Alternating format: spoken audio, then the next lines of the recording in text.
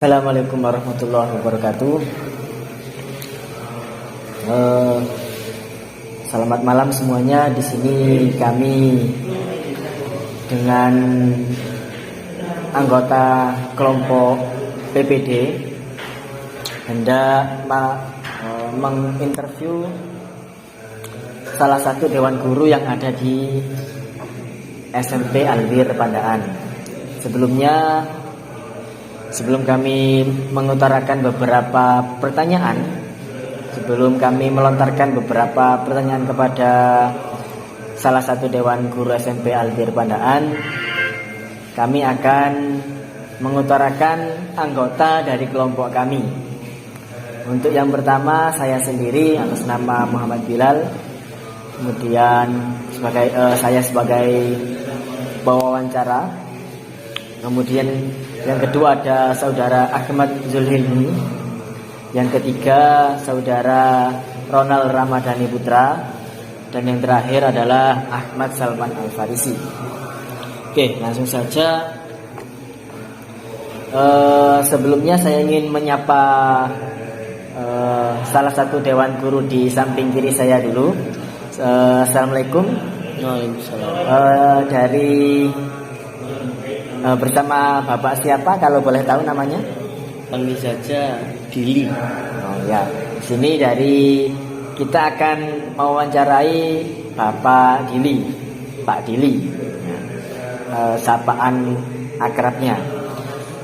Di sini kami hendak melontarkan beberapa pertanyaan, yakni ada 5 butir pertanyaan yang hendak kami utarakan kepada Bapak Dili.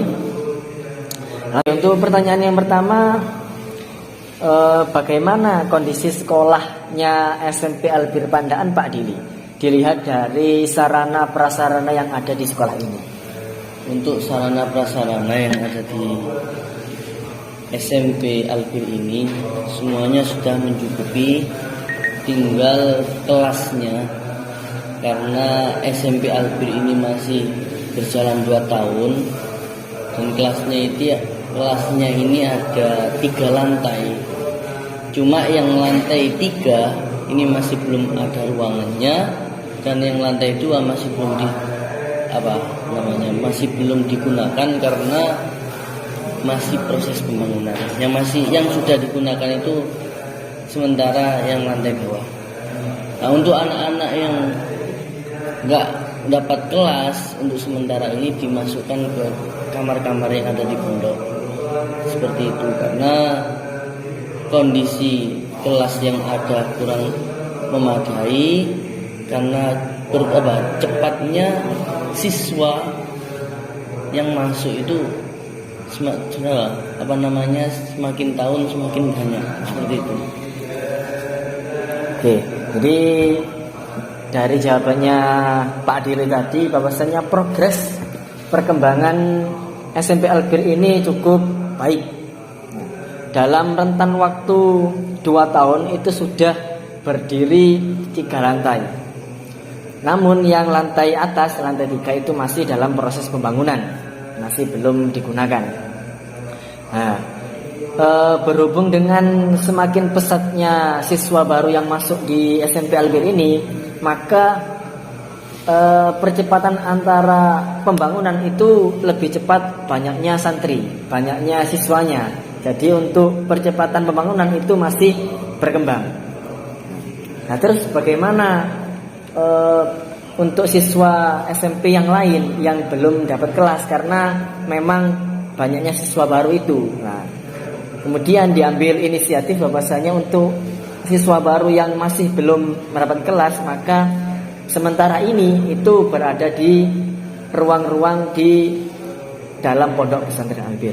Itu ya Pak Dili. Iya. Kemudian untuk pertanyaan yang kedua yang hendak kami utarakan, sudahkah kebutuhan guru, para dewan guru di SMP Albir ini sudah terpenuhi menurut Pak Dili? Kalau menurut saya sih sudah terpenuhi semua.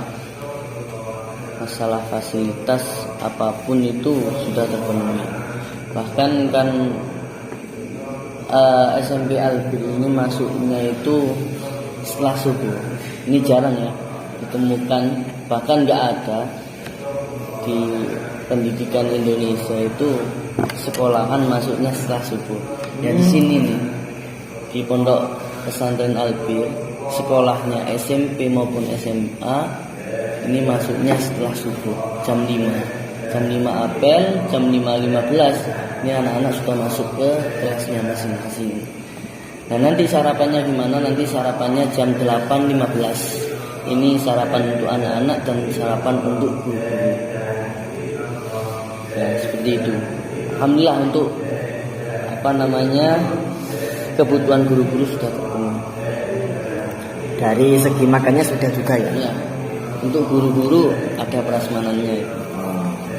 Jadi dari jawaban yang kami terima dari Pak Dili tadi, bahwasanya kebutuhan guru itu sudah terpenuhi, entah dari segi konsumsi, fasilitas maupun juga alur kegiatan yang ada di SMP Albir. Untuk makan para guru sehubungan dengan SMP Albir Pandaan ini merupakan salah satu dan satu-satunya sekolah yang masuknya ba'da subuh. Otomatis beliau itu dari rumah belum sarapan. Nah, otomatis makannya para guru dan juga para siswa itu jam 8:15 gitu ya Pak Dini. Ya. Nah, itu dari segi konsumsi. Kemudian sarana prasarana itu juga semuanya sudah lengkap. Untuk dari toilet maupun apapun itu sudah ada. Itu kata beliau. Kemudian pertanyaan yang ketiga, bagaimana tingkat penguasaan ilmu pengetahuan dan teknologi yang ada di SMP Albir ini, Pak Dili? Untuk masalah teknologi, ini mohon maaf ya, kami nggak bisa jawab karena kami sendiri bidangnya bukan di situ. Jadi yang kami ajarkan di sini adalah masalah madin. Karena Pondok Pesantren Albir ini rencana ke depan madrasah diniyahnya ini dimasukkan ke sekolah. Dan ini sudah berjalan 2 tahun. Berjalan 2 tahun berarti diniyahnya itu dimasukkan ke sekolah SMP. Ini kalau berjalan terus sampai SMA, kan madin itu istilahnya itu diniyahnya itu sampai kelas 6. Berarti kelas 1 sampai kelas 3 madin itu masuk ke kelas 1 sampai kelas 3 SMP. Untuk kelas 4 sampai kelas 6 madin masuk ke kelas 1 sampai kelas 3 SMA. Jadi seperti itu. Ya alhamdulillah untuk 2 tahun ini masalah madin yang ada di SMA yang sudah berjalan di SMP ini berjalan dengan baik. Bahkan yang kelas 1 itu kan madinnya itu pakai amsilati. Amsilati itu ilmu nahwu shorof yang dipercepat metodenya dengan metode amsilati itu. Dan setiap tahunnya ada wisuda amsilati, wisuda kelulusan amsilati. Seperti itu. Oke, dari jawaban yang kami tampung dari dari Pak Dili tadi, bahwasanya untuk masalah iptek di SMP Albir ini, ilmu pengetahuan di SMP Albir ini, bahwasanya lebih mengutamakan pelajaran pondok gitu ya Pak Dili. Iya. Oke. Sehingga pelajaran madin yang ada di pondok ini itu alhamdulillah sudah masuk di sekolahan. Untuk SMP Albir ini kelas 1, 2, dan 3 diniyah itu sudah masuk di kelas formal. Kelas 1 SMP Albir berarti dia masuk di kelas 1 diniyah, kelas 2 SMP Albir kelas 2 diniyah, dan juga kelas 3 SMP Albir itu di kelas 3 diniyah. Kemudian selanjutnya itu ada di SMA Albir Pandaan. Kita tidak membicarakan yang itu. Kemudian untuk masalah pelajaran seperti nahwu shorof di SMP Albir ini kata beliau bahwasanya menggunakan metode percepatan nahwu shorof amsilati, kitab Amsilatu Tasrifiyah dan juga amsilati itu. Dan alhamdulillah setiap tahun di sini sudah mengadakan wisuda amsiladi yang diadakan setiap tahun. Kemudian selama sekitar 2 tahunan, tidak hanya di Indonesia, perkembangan pendidikan terjadi penurunan sangat drastis dikarenakan adanya COVID-19 kemarin. Kemudian lantas bagaimanakah usaha yang dilakukan untuk mengatasi permasalahan COVID-19 seperti ini yang ada di SMP Al-Bir ini, Pak Dini? Adanya COVID-19 itu bukan pengaruh dengan belajar mengajar yang ada di sini. Cuma kita tetap waspada, dan cara mengatasinya di sini tuh dengan cara memvaksinasi seluruh guru-guru atau dewan guru dan seluruh siswa. Ini semuanya divaksinasi, terutama para dewan guru. Ini yang divaksinasi lebih dahulu. Kenapa? Karena mereka datangnya dari luar.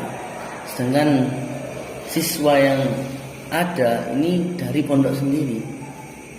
Nah, untuk santri-santri yang sakit atau siswa-siswa yang sakit, kalau itu mendekati COVID-19 atau istilah khawatir terkena COVID-19, mereka diantarkan pulang.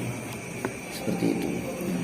Kemudian apakah berpengaruh terhadap proses belajar mengajarnya mereka? Apakah sekolah itu libur ataukah masih tetap masuk dengan beberapa prokes? Kalau sekolahnya tetap masuk, cuma ya gitu, masuknya itu tidak maksimal. Semaksimal seperti hari-hari tidak adanya COVID-19. Tidak sepadat ketika tidak ada COVID-19. Tetap berjalan, cuma yaitu tidak sepadat seperti biasa. Jadi kata Pak Dili tadi, untuk masalah perkembangan pendidikan itu masih tetap lancar-lancar saja, tetap masuk, cuma tidak seperti ketika keadaan normal itu. Jadi mereka tetap belajar meskipun di luar sana masih ada hiruk pikuk COVID-19, gitu ya Pak Dili? Ya.